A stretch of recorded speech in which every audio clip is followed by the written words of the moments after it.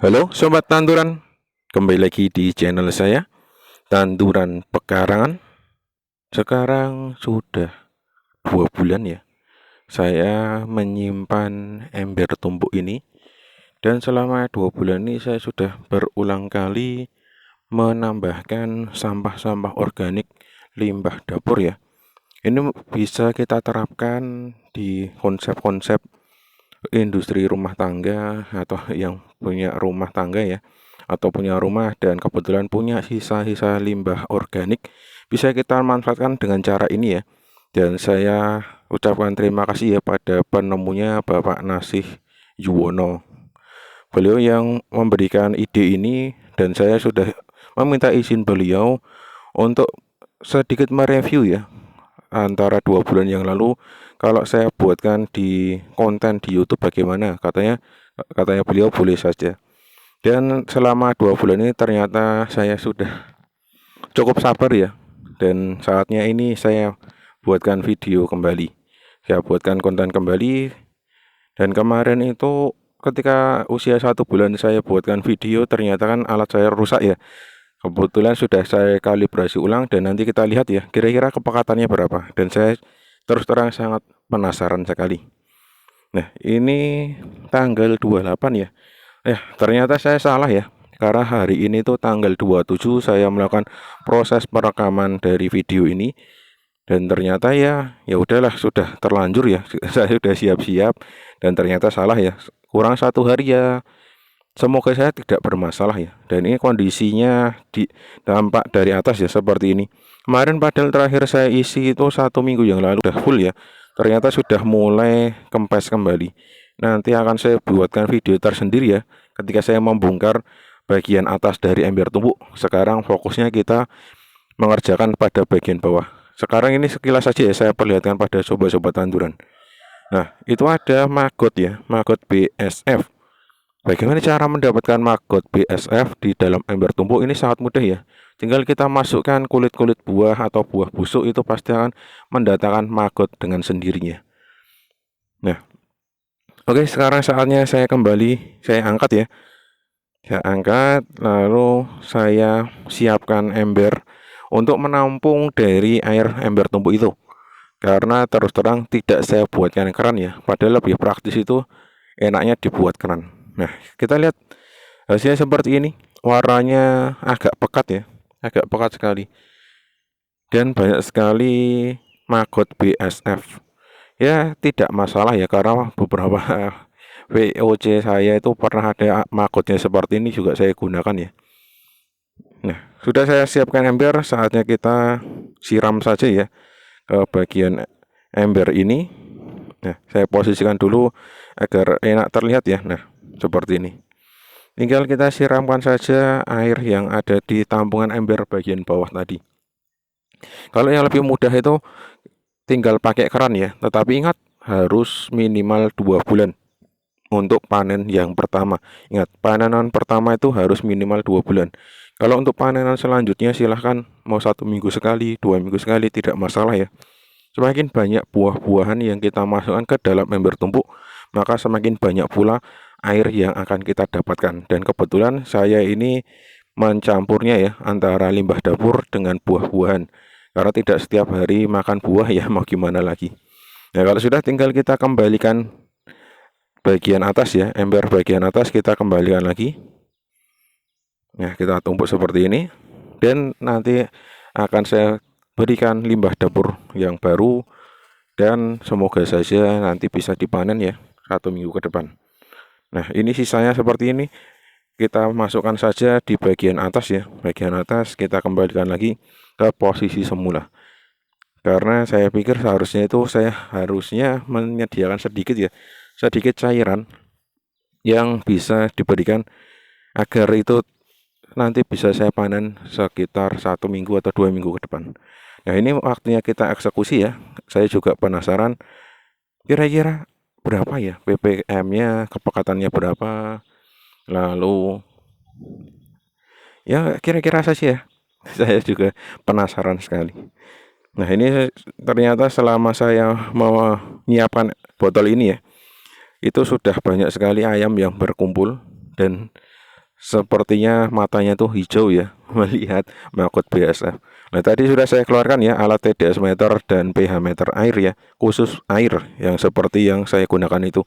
Kalau yang tanah nanti bentuknya berbeda lagi. Jadi jangan sampai salah ya. Nah, ini sudah saya siapkan. Kenapa kalau saya tumbuk seperti itu? Terus terang baunya kurang enak di hidung ya. Tapi tidak separah bal. Ya mungkin separah bal atau apalah. Ada yang bilang baunya itu seperti comberan. Nah, kita lihat dulu ya kepekatannya. Dan ini terus terang saya kaget ya. Padahal kemarin tuh pas saya cek 1 bulan itu kan di angka di bawah 1.000 ya. Dan ini ternyata sekarang 9.000 sekian. Nah, bagaimana pendapat sobat-sobat tanduran semua? Saya terus terang juga kaget sendiri ya. Kok bisa sudah naiknya sangat signifikan ya dalam 1 bulan terakhir ini. Coba ini saya siapkan lagi pakai air ya, karena biasa ya. Kalau TDS meter saya itu terlalu banyak atau angka ribuan pasti akan agak sedikit error. Makanya saya siapkan air biasa untuk membilasnya. Nah, sekarang sudah saya tambahkan juga cairannya ya, agak lebih penuh jadinya LTDS-nya bisa masuk. Ternyata kok angkanya sudah berubah lagi ya. Alat TDS meter saya sepertinya tidak bisa mengira-ngira ya berapa kepekatannya. Sama seperti ketika saya membuat nitrobakter ya, kalau yang masih ingat seperti itu angkanya hampir sama. Wow, kira-kira apa ya isinya dari air lindi ini ya? Saya juga tidak begitu paham ya. Nanti kalau sudah saya aplikasikan, ya kita nilai bersama ya. Antara air Jakaba dengan air lindi, kira-kira bagus yang mana, hebat yang mana ya, untuk tanaman yang ada di pekarangan saya ini. Sekarang kita cek lagi untuk pH-nya berapa. Kalau dicium dari aromanya itu terus terang aromanya busuk ya, seperti bau got. Sama persis seperti itu. Dan yang saya bikin kaget itu kan warnanya sudah cukup menghitam ya. Kalau saya lihat referensi-referensi di grup itu banyak sekali warnanya yang agak kekuning-kuningan, terus tidak terlalu pekat, itu banyak ya. Saya kira itu faktor dari banyaknya cairan yang digunakan. Ya, malah saya cerita kebanyakan ya, saya malah tidak melihat itu pH-nya. Saya anggap di atas 7 saja ya, di atas 7 karena kalau saya tunggu itu sepertinya agak terlalu lama ya. Dan ini coba saya masukkan ke sini. Kalau di sebelah kanan yang air bening itu harusnya pH-nya naik ya. Karena pH dari air sumber itu yang ada di sini cukup tinggi, di atas 7, 7,5 di atas itu. Sedangkan untuk pH yang ada yang saya ukur sekarang yaitu air lindi ini, saya kira-kira ya pH-nya 7. Karena kalau saya tunggu tidak akan butuh waktu lama lah kalau mau diukur. Sekarang kita tinggal pindahkan ke botol ya, sambil kita kira-kira berapa banyak yang saya panen hari ini. Nah, ini sudah saya siapkan 9 botol ya, ukuran 1,5 liter. Botol ini macam-macam ya, ada botol merek tertentu. Lalu yang tutup putih ini bekas dari sabun isi ulang ya. Sabun isi ulang karena kebetulan sedikit langganan dengan sabun itu, makanya cukup banyak ya botol yang bisa saya gunakan. Dan ini sudah cukup lama ya saya siapkan botolnya, karena memang saya sudah tidak sabaran ya tidak sabaran dengan memanen air lindi. Dan ternyata waktu berlalu sangat cepat, makanya hari ini bisa saya panen. Walaupun masih kurang 1 hari ya, mau gimana lagi ya, saya sudah terlanjur menyiapkan untuk pembuatan konten, makanya tetap saya lanjutkan saja. 2 bulan kurang 1 hari. Nah, ini seperti ini ya. Dalamnya saya gunakan saring karena tadi kan sekilas ada maggot BASF ya. Nah, ini kita coba cek. Kira-kira dengan maggot BASF ini ayam mau makan atau tidak. Nah, ini coba saya mancing ya, karena kebetulan ayam-ayam ini agak malu-malu ya ternyata di kamera. Berbeda dengan kucing-kucing yang ada di pekarangan ini. Mereka sangat eksis sekali ya dengan kamera. Ternyata kalau ayam tuh sedikit malu-malu ya. Atau ini terlalu sedikit ya, cuma 1 ya. Coba. Nah, Ini saya pancing ya, perhatikan. Langsung hilang. Saya kira dia memang sangat luar biasa ya. Sudah berpengalaman dengan maggot BSF. Ya itu masih banyak, nanti sambil saya masukkan ke dalam botol ya air lindinya, maggotnya nanti saya kasih pakan buat makan ayam. Wow, hari ini ayamnya makan yang cukup bergizi ya, karena katanya itu maggot BSF itu tinggi protein, sangat cocok untuk pakan ternak, ayam, lalu buat burung, lalu buat ikan. Itu katanya sangat bagus sekali.